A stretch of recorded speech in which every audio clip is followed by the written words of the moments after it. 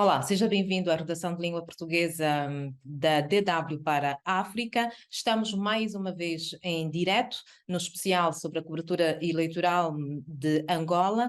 Ontem os angolanos foram às urnas, foi um processo eleitoral bastante concorrido. Dois partidos destacaram-se, a UNITA e o MPLA. Durante estes 2 meses assistimos aqui a uma pré-campanha e depois um mês praticamente de campanha. Os dois partidos percorreram todo o território nacional. Depois de ontem, um dia tranquilo, ao contrário do que se esperava, não é?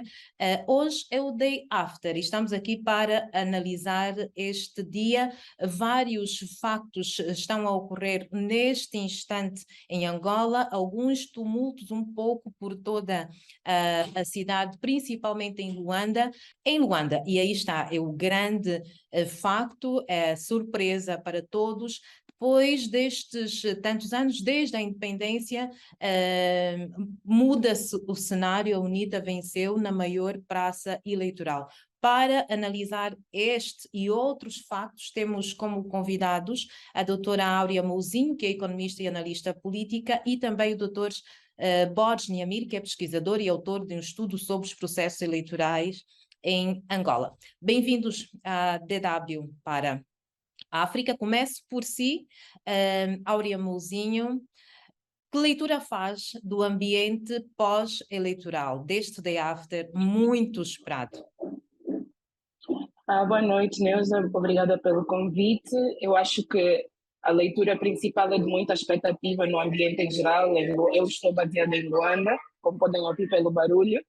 Ah, e Luanda, sendo das províncias em que já se esperava haver muita contestação, principalmente por aquilo que já vinha sido manifestado nas ruas e em vários outros lugares, esperava-se que um processo fosse transparente, esperava-se que o processo seguisse os trâmites daquilo que é legalmente esperado. Infelizmente, temos por parte da CNE algumas irregularidades, e eu acho que não preciso ser tímida a dizer isso, no sentido em que a própria lei pela que gera a CNE faz menção sobre a necessidade da fixação das atas das síntese nas assembleias de voto, e vimos, através de denúncias nas redes sociais, vários casos em que isso não aconteceu.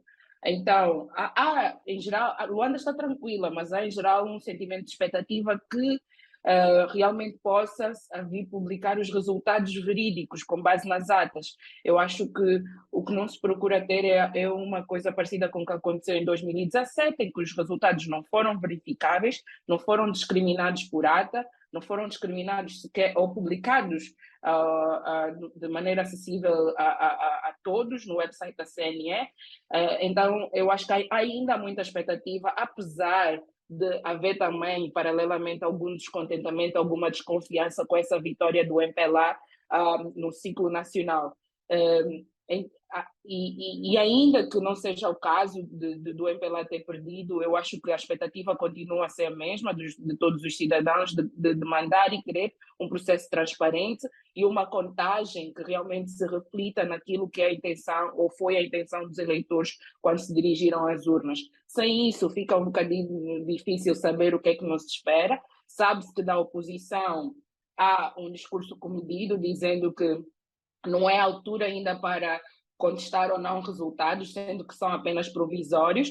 Há uma contagem paralela que supostamente, segundo a UNITA, a FPU, lhes dá vantagem, e argumentando que essa contagem é baseada em atas. Então, eu espero que em algum momento, nas próximas horas, haja um anúncio da CNE com mais evidências da tendência, porque o primeiro anúncio foi muito reduzido, o segundo anúncio trouxe mais alguns detalhes, oxalá o terceiro anúncio traga ainda mais fundamentação e, se calhar, alguma explicação de alguns incidentes que vimos acontecer pelo país e pela diáspora, não é?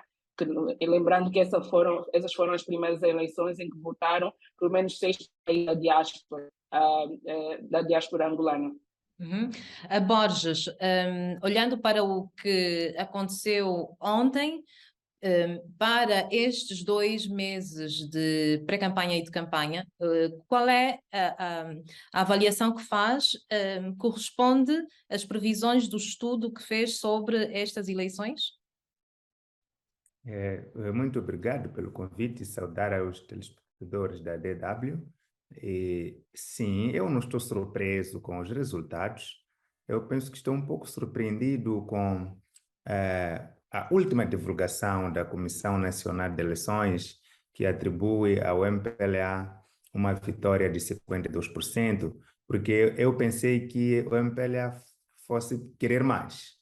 Eu não disse que o MPLA fosse ganhar mais, mas eu disse que o MPLA fosse querer mais. Porque as eleições de Angola não estão a ser transparentes, não estão a ser livres, não estão a ser justas, desde o primeiro dia. Há vários acontecimentos que mancharam o processo desde o início, como, por exemplo, o fato de que os dados do licenciamento eleitoral não foram auditados. E é uma coisa que só acontece em Angola.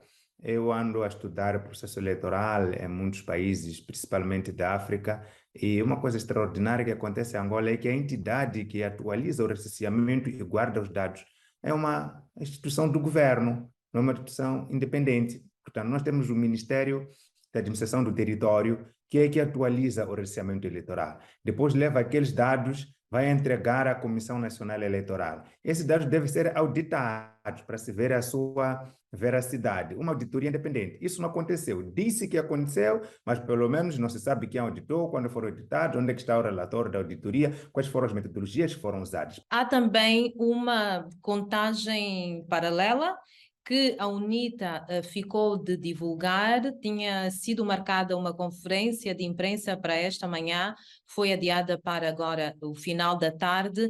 A contagem paralela dos resultados das eleições de Angola pelo movimento cívico Mudei dá uma vantagem à UNITA com 55%, e depois segue-se o MPLA com 41%.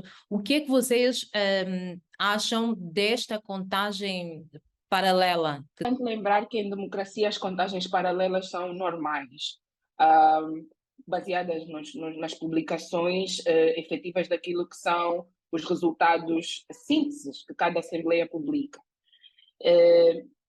Também é importante lembrar que, enquanto as contagens paralelas são normais, a contagem do movimento Mudei, por exemplo, até muito recentemente só havia contabilizado 1% dos votos válidos. Então, seria muito prematuro utilizar essa contagem como alguma indicação de resultados definitivos. É importante também recordar que a demanda democrática tem que estar nas instituições do Estado, instituições criadas e financiadas e equipadas para carregarem o processo eleitoral de maneira transparente e fazerem jus à vontade do povo. E por isso é que é necessária que a abordagem continue a ser feita em termos da responsabilidade da Comissão Nacional Eleitoral, com todas as condicionantes, entendendo que o processo não foi e teve muitas irregularidades desde o princípio, coisa que não podemos tapar o sol com a peneira, mas é importante continuar a demandar transparência da CNE.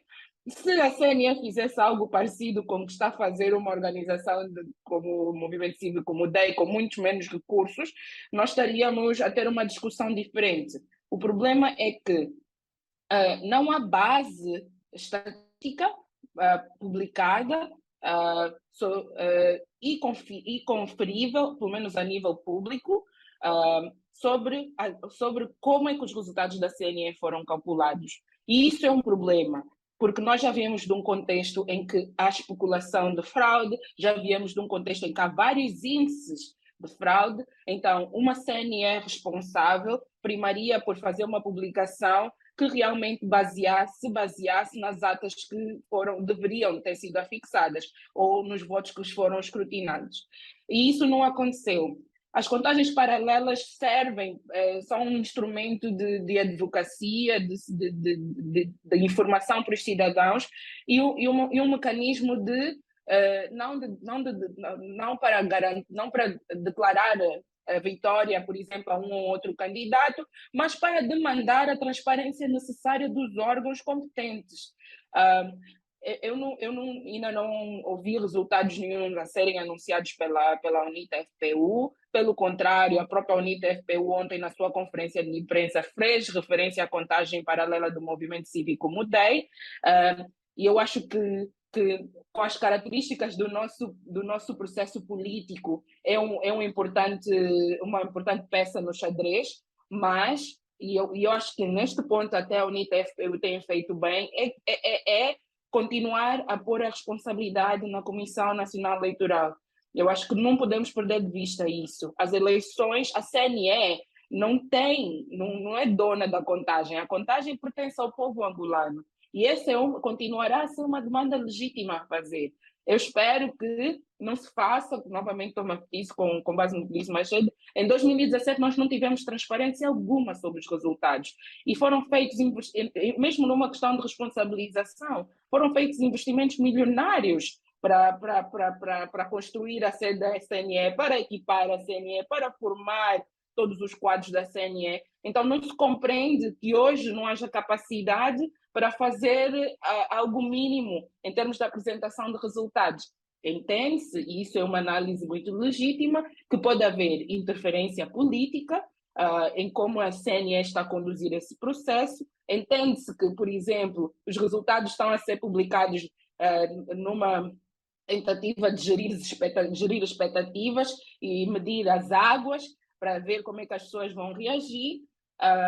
O que é preocupante, porque lembremos que em Angola, as únicas forças capazes de criar instabilidade são, de certo modo, a polícia e as forças armadas, e essas forças são controladas pelo Estado, que, por bem dizer, foi capturado pelo partido MPLA.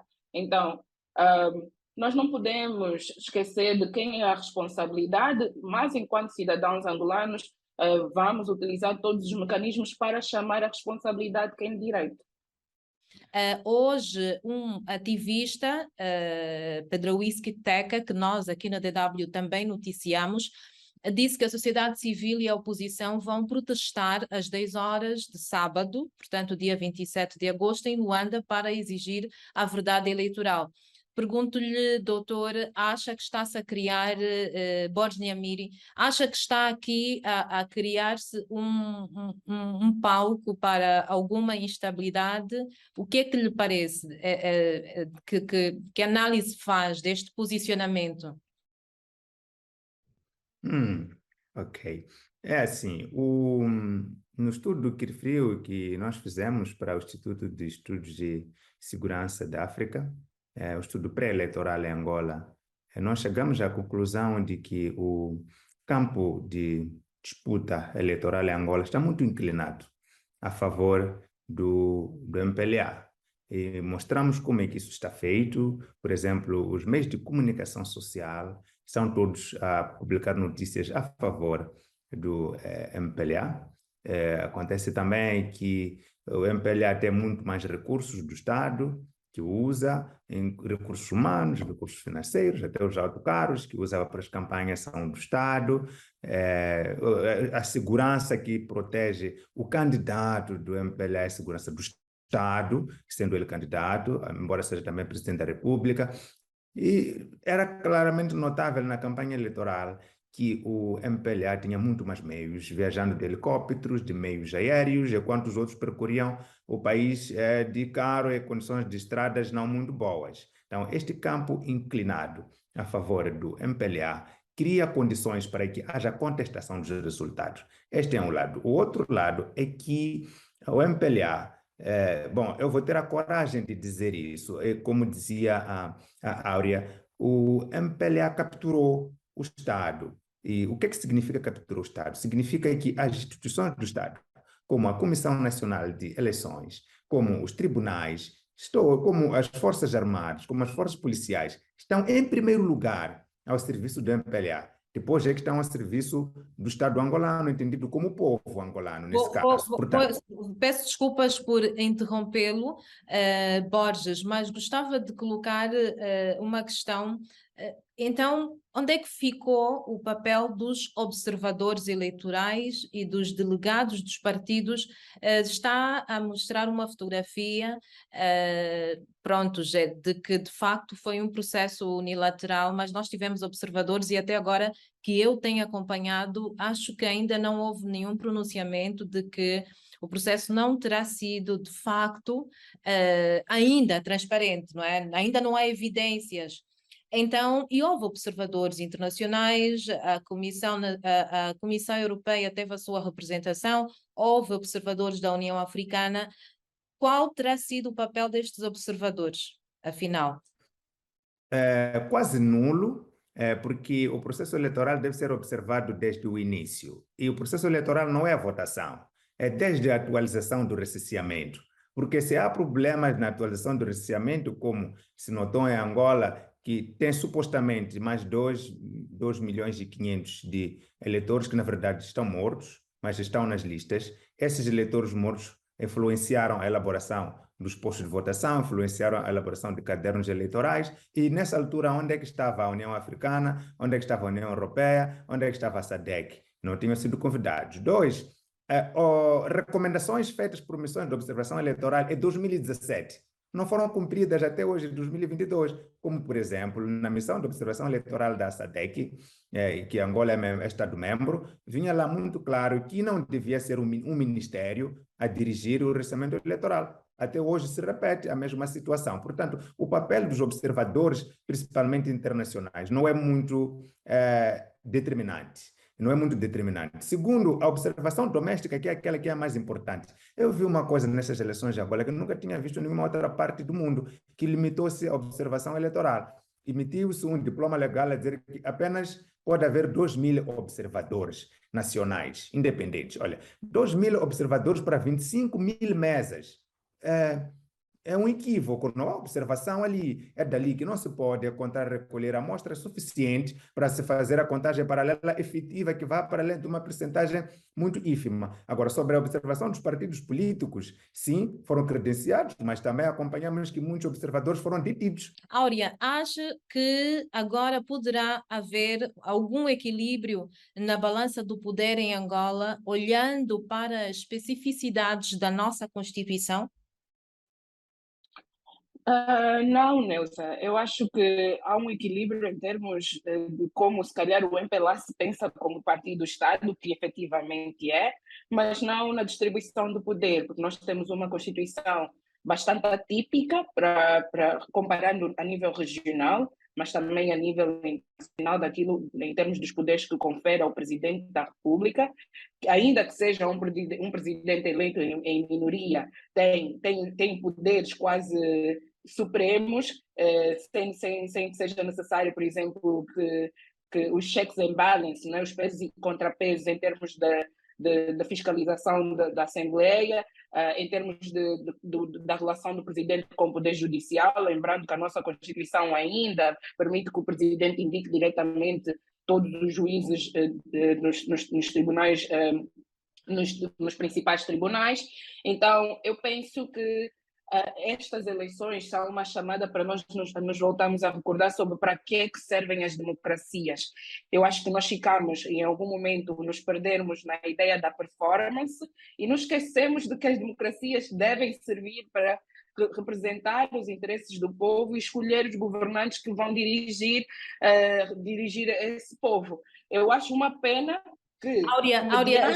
Áurea, desculpa cortá-la, gostava só de ressaltar que das informações que recebemos, das matérias que publicamos aqui na DW, houve a informação de que o povo não se identificou com os programas de campanha de quase nenhum partido político.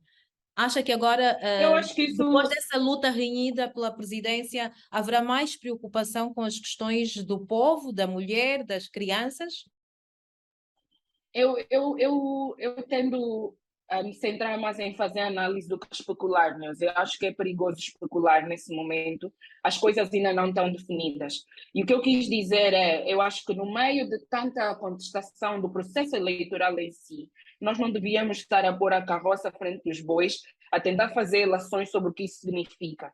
Eu acho que o povo angolano merece e tem todo o direito a ter uma transparência, a ter um resultado conclusivo sobre esse processo democrático e ter uma resposta cabaz da Comissão Nacional Eleitoral antes de fazermos eleições. Independentemente do povo ter ou não se identificado com os programas políticos, a verdade é que os angolanos afluíram em massa para votar, independente de todas as questões que já tinham previamente. E acho que essa deslocação, essa mobilização deve ser respeitada.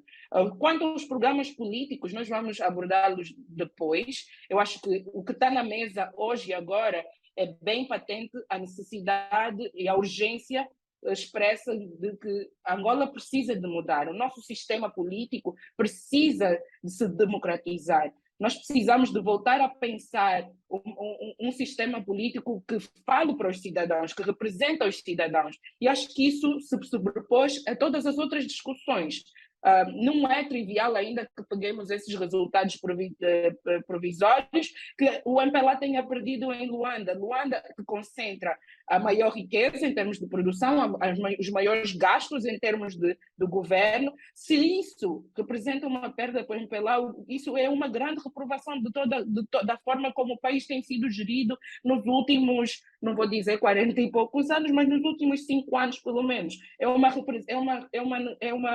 É uma negação muito gritante da governação de João Lourenço e um clamar muito grande para que as coisas efetivamente mudem, e mudem a partir de agora. E eu acho que passar por cima das irregularidades do processo eleitoral não faz jus a todo esse processo e aquilo que nós realmente precisamos fazer para dar resposta às necessidades de hoje. Obrigada, Áurea. Pergunto-lhe... qual acha que é, Borges, o olhar da comunidade internacional para esta contagem da Comissão Nacional Eleitoral, da contagem paralela? Qual é a imagem que Angola está a passar neste momento? Qual é, já para encerrar, dou-lhe, por favor, 2 minutinhos, Borges, por favor. Pois, eu vou usar bem esses 2 minutos. Eu penso que para os padrões da realização de eleições em África, a eleição em Angola está dentro dos bons padrões. Não houve violência generalizada, não houve mortes, não houve situação de polícia agredir pessoas, não houve assembleias de voto que não tenham aberto tempo, por exemplo, fechado durante todo o dia. Agora, é importante compreender que o processo ainda não acabou. E a fase mais crítica do processo eleitoral é a contagem de resultados. Então, tudo de bom que foi feito até aqui pode vir a ser manchado caso os resultados que virem a ser publicados sejam manifestamente resultados manipulados. Então, eu penso que os angolanos, as autoridades angolanas, ainda têm muito que defender a imagem do seu próprio país, conduzindo o processo com transparência. O que é que falta fazer agora? É publicar resultados desagregados das assembleias de voto. Infelizmente, a mudança da lei impediu que houvesse contagem intermédia ao nível dos municípios, a contagem, o apuramento ao nível provincial, mas pelo menos ainda há o apuramento ao nível das mesas. Uma experiência recente, permita-me contar nisso, do Quênia. Não temos muito mais tempo, doutor, mas vou agradecer. Voltaremos, claro, a ter outras oportunidades para fazer esta análise das eleições nos países africanos, que, aliás, é muito importante. Há escrutínios que nós vemos acontecerem aos partidos e aos candidatos que não são feitos em Angola e em outros países africanos, mas nós, com certeza, voltaremos a ter outra oportunidade para esta análise. Vou agradecer aos dois pela vossa presença. Está assim então encerrada mais uma edição especial da cobertura das eleições em Angola 2022.